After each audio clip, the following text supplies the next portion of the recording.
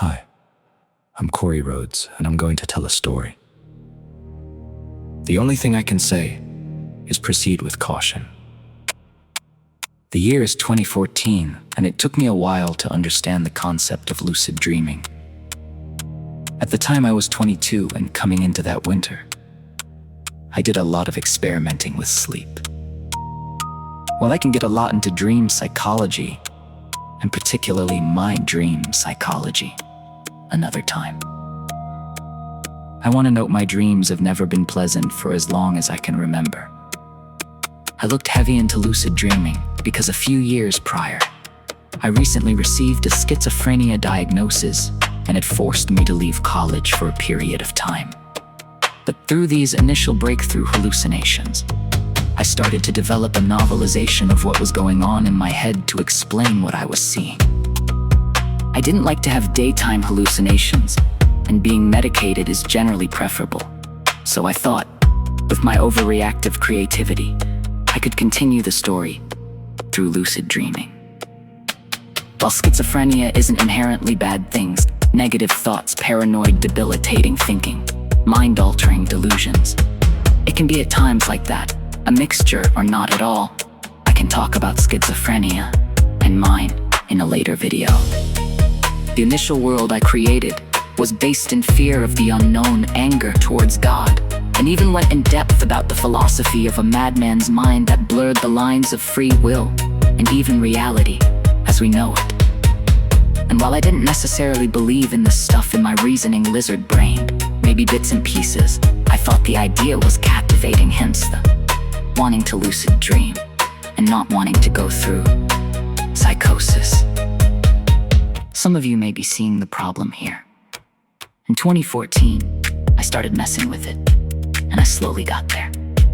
As I fell asleep, I calmed my breathing, stayed awake and fought my mind from falling asleep while my body did. And I soon did. I remember the first time, actually for the longest time, I thought it was a night terror, and it was mostly by accident. It was during lunch, I worked nearby, and as I slowly fell asleep, and I could feel my body sort of lift off the bed, I didn't feel alone in the room, even though I was, and it felt like I was being taken. I started to move, and when I did, it was as if in an instant, everything snapped back to where it was before I fell asleep. I thought about it through the day, and tried again that night.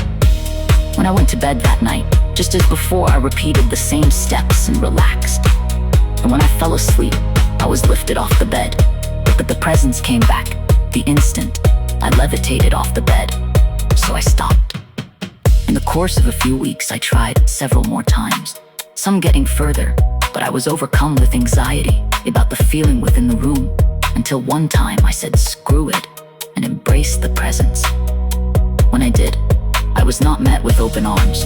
In fact, my arms couldn't move my arms, nor my legs. I was in full-blown sleep paralysis, and I tried to move, but all the movement I could feel was me slowly being pulled off the bed, sliding on the floor, and went into a nearby closet, judging by the yanking motions I could feel. I was understandably freaking out, and I tried to yell, but my lips were sealed shut. And when I tried to open my eyes, I could. It was difficult and took a lot of concentration, but I could. I was still in bed, and I could see the dimly lit hall in front of me. In the hall was a solid black humanoid creature with equally as black tentacly appendages. It looked as if the light bent into this creature like a black hole. While most people would throw out conspiracies or metaphysical solutions, I'm not looking for solutions. I knew this was the key to my story, because what I saw was a creature I dubbed the Wretched 3 years prior in my own psychosis. I did not fear anyone, for the Wretched were my fear itself. I fought a proxy war on my own mind, and it didn't matter who would win. I created universes without knowing